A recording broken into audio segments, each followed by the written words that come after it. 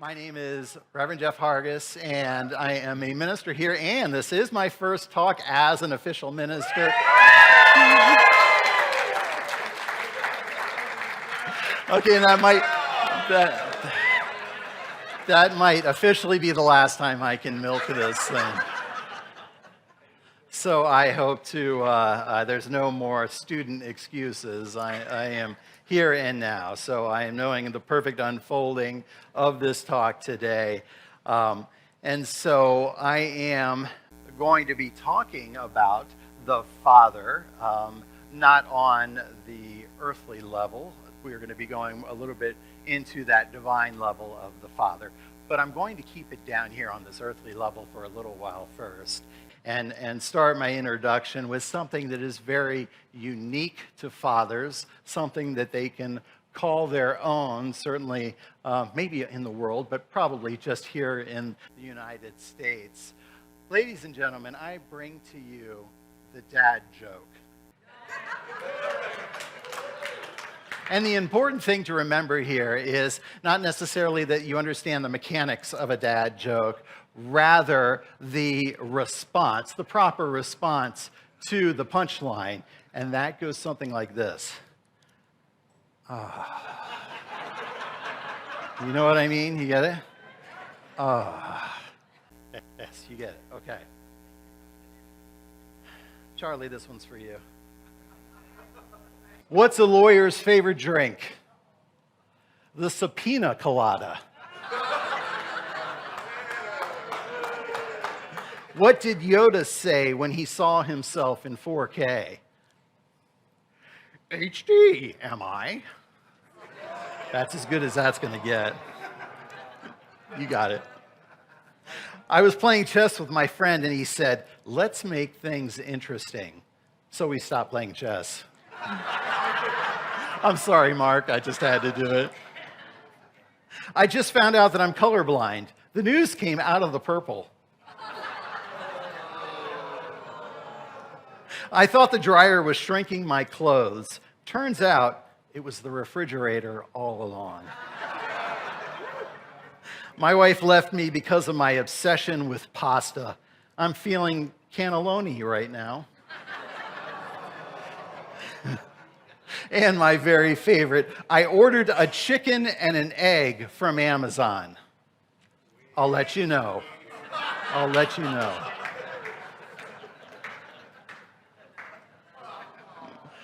All right, okay.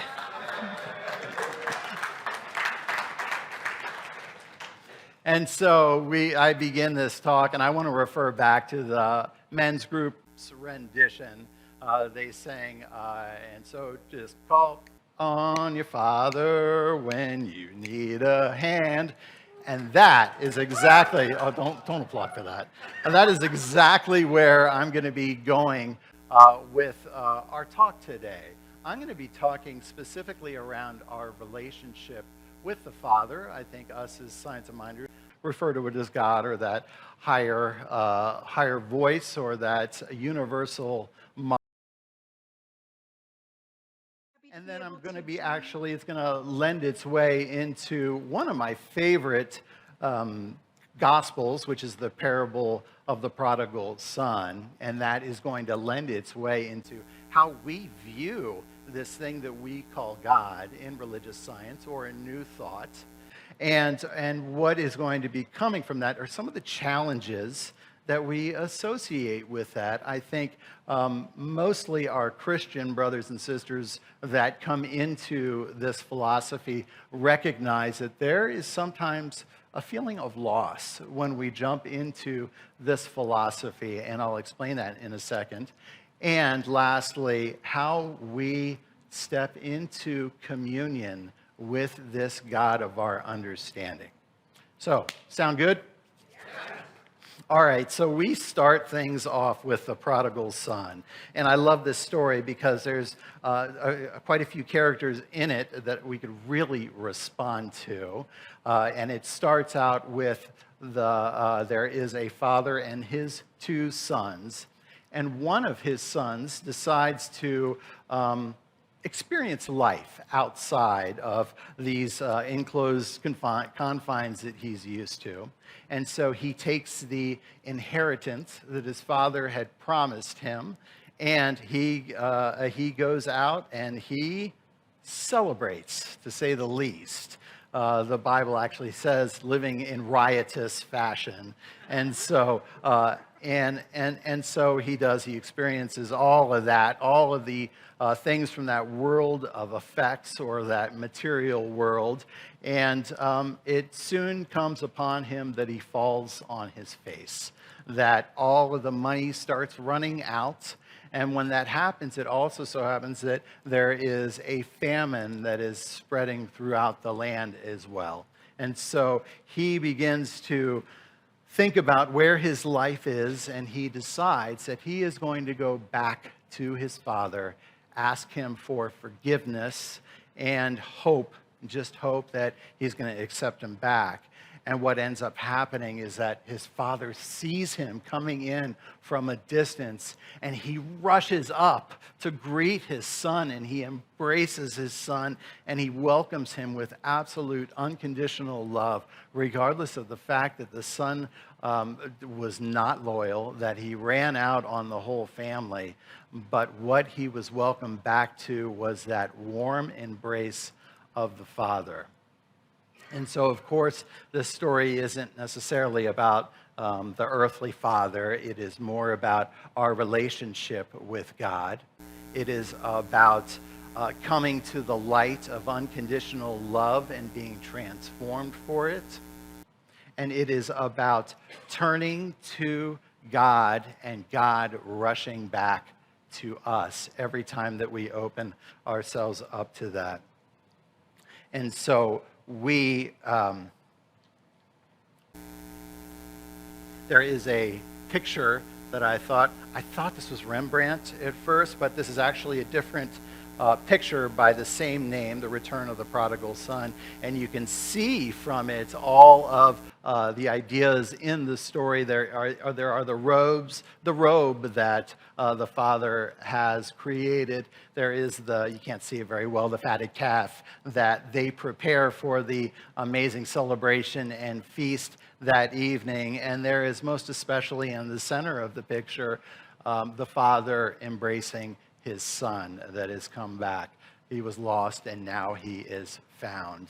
And it's almost like he's trying to pick the son up from his knees and just embrace him. And I love everything about this story. And I can relate to the characters, most especially the prodigal son. Some of you have seen pictures of me when I was a younger lad, and I did live the riotous life that Reverend Leslie's doing, the old cymbal, rock on. And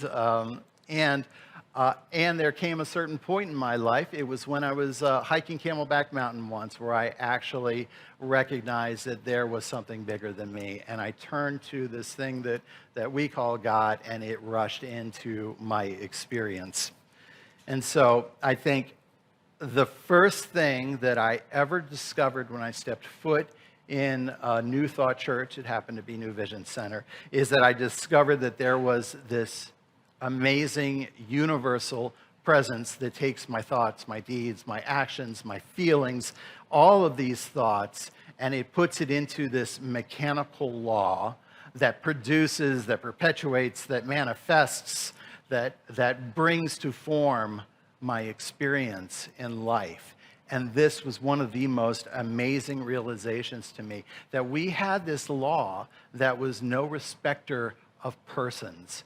It worked exactly the same way for each one of us. There was nothing we had to do. And I think immediately to what I used to think of God when I was an atheist, that there was this dude up in the sky that was doling out punishment or reward based on, how we behaved in this society. And so this totally shifted my perception, and it was what I really leaned into in my experience for most of my time here at New Vision Center. It was always that focus on the law. And so what had occurred to me at a certain point, probably through my schooling, was that I was just talking about half of what God really is.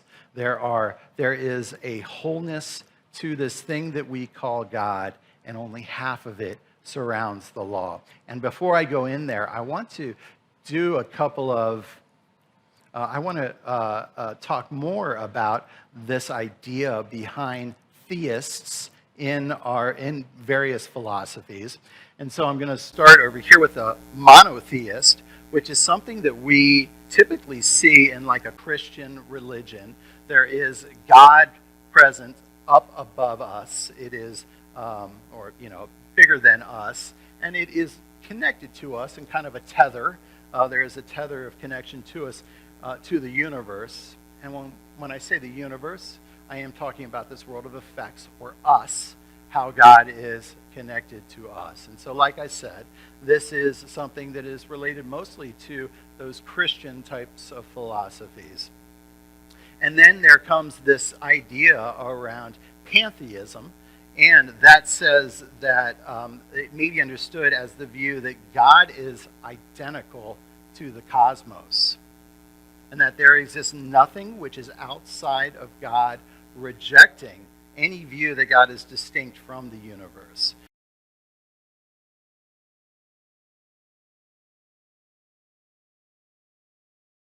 And holistic Judaism and Celtic spirituality and Sufi mysticism as well. And I thought a couple of years ago when I was studying this that pantheism was us. I was positive. I was like, yeah, that totally makes sense. I am the same thing that God is. But lo and behold, my professor, Thomas Sanner, corrected me in this. There is something that Science of Mind relates to even close to this, and that is called panentheism. And it really is, in definition, the transcendent creator, sustainer God, which immerses itself in the physical universe of time and space, but is also a greater transcendent presence and power. In other words, God not only creates the universe and everything in it, but he also stands separate as something that sustains it.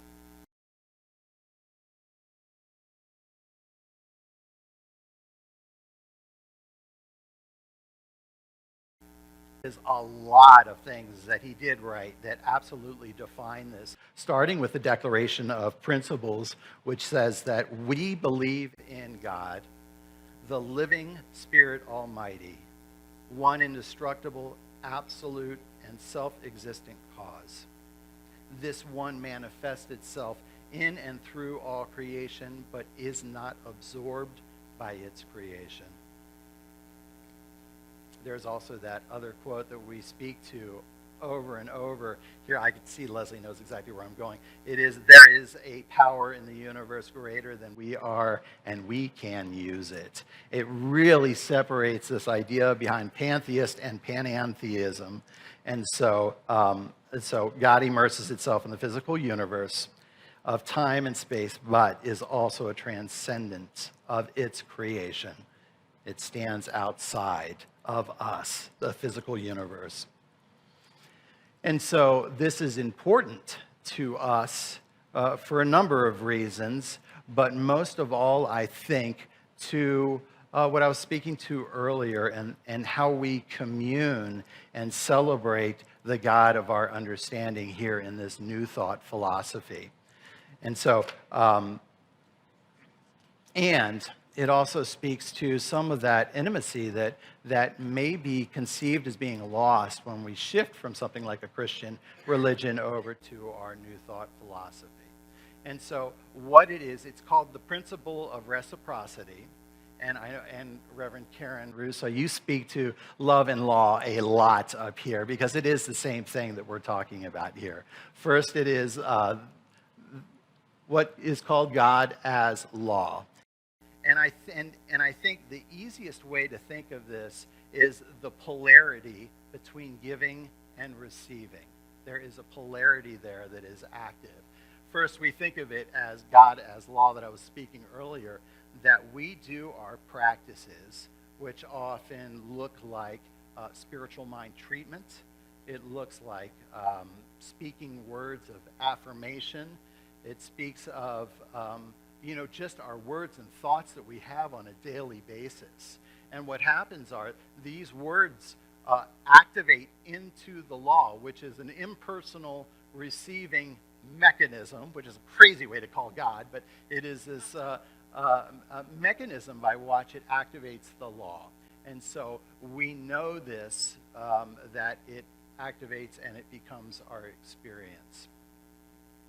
Then on the other side of things, there is this, what I think is that frequently missed element that some of us experience or don't experience, that is, where we secure that intimate knowledge with the divine itself. Because what we're looking at is those polarities are almost reversed. And so we are in that impersonal receiving place, receiving that unconditional word from God working in and through us. It is that personalness of the divine coming through to us. It is where we experience that light and that unconditional love. It is where we experience those moments, those pings of intuition, and where we receive that still small voice that is coming through.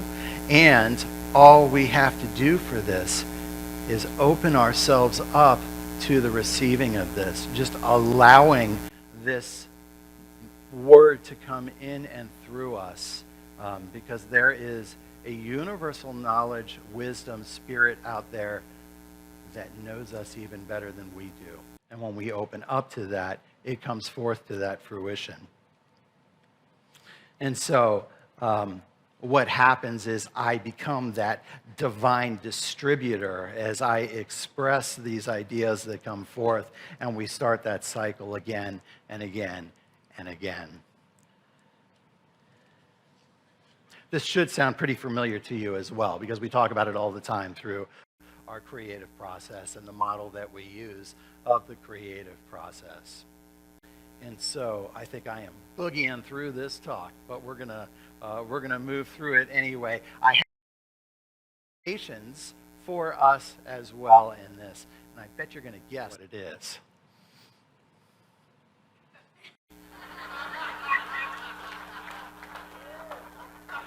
And I'm not gonna say it. I want to hear it from you.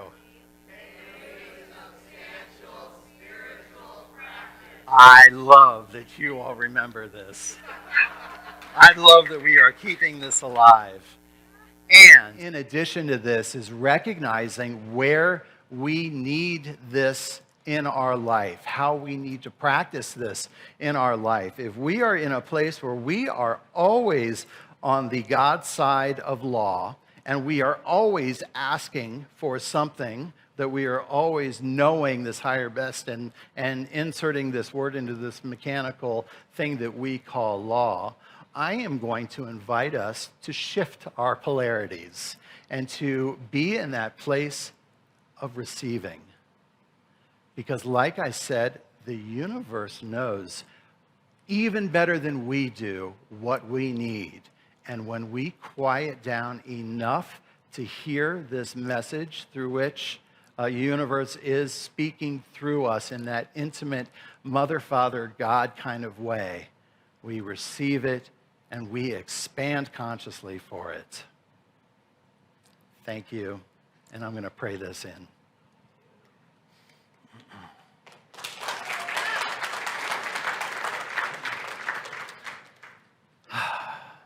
And so we step into this place of being. That place where we recognize that infinite wisdom that is already there within. It is that place of comfort and ease. It is that place of the fatherly embrace. It is that place where I recognize my own power and ability to come forth as I step into this idea that I am all power, that I am all joy, that I am all wisdom, all of those God qualities coming forth in my experience, I recognize right here and right now. And so I speak a word into this law that simply says yes in every way, knowing that each one of us is celebrating in that place of the Divine Father, regardless of who we are, that we recognize that there is that internal something that is coming forth in our experience in so many different ways. And also speaking a word to just allowing life to work in and through us, allowing to open ourselves up to this voice coming in and through in soft ways, with intuitive pings, with those amazing creative ideas. What a joy it is to experience this in our lives, to experience this community, to experience life. I am so grateful for this. And I release this word into that universal action and law that knows it's good, knows it is all done already. I let it be. I call it good. And so it is.